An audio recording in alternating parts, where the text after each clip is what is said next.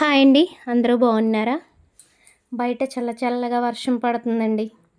ఈ టైంలో వేడివేడిగా చికెన్ పకోడీ చేసేసుకుందాం, వచ్చేయండి. ఎంతో టేస్టీ, ఈజీ అండి. ఎంతో టేస్టీ, ఈజీ అయిన చికెన్ పకోడీ మీ ముందుకు తీసుకొచ్చేసింది మీ విఆర్ ఫుడ్స్ గోదావరి.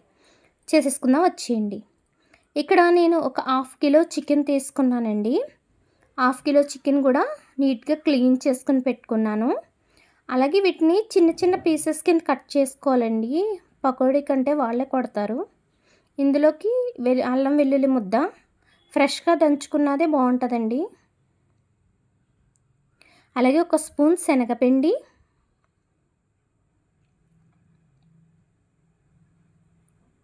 ఒక స్పూన్ వరిపిండి,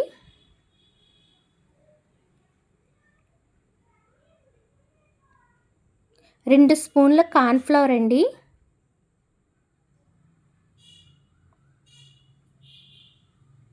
అలాగే ఒక స్పూన్ కారం కూడా వేసుకుందామండి, ఒక spoon salt,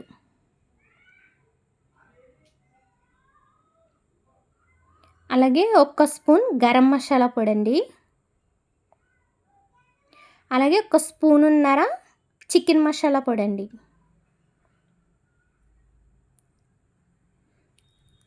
one and half వేసుకున్నానండి చికెన్ మసాలా పొడి.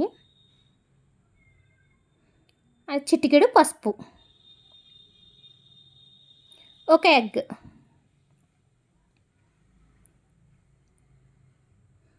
చితకొట్టుకుని వేసుకుంటున్నానండి.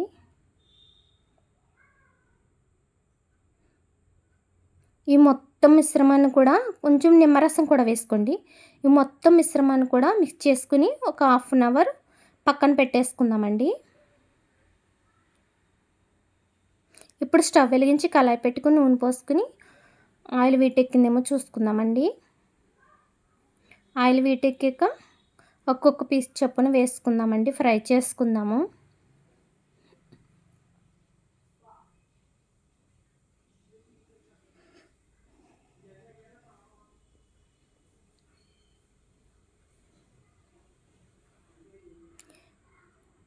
స్టవ్ మీడియంలో పెట్టుకుని ఫ్రై చేసుకోండి.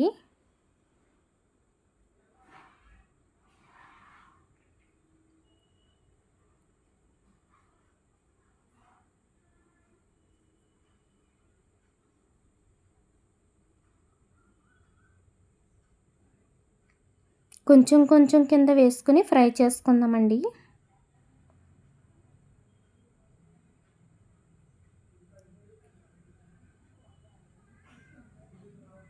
ఇవి ఫ్రై అవ్వడానికి కొంచెం టైం పడుతుందండి. అంటే లోపల నుంచి ఉడకాలి కదా, లేకపోతే పచ్చిగా ఉంటే స్మెల్ కొంచెం ఇదిగా వస్తుందండి. మీరు వెంటనే గరిటె పెట్టకుండా ఒక 2 మినిట్స్ తర్వాత గరిటె పెట్టండి. అప్పుడు ఇలా పీస్ కింద కనిపిస్తాయండి, అంటుకుపోవు.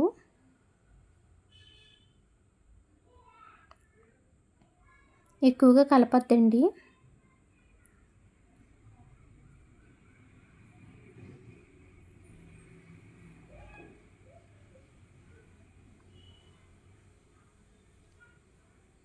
అంతేనండి, ఫ్రై అయిపోయినాయి. వీటిని ఒక బౌల్లోకి తీసుకుందామండి.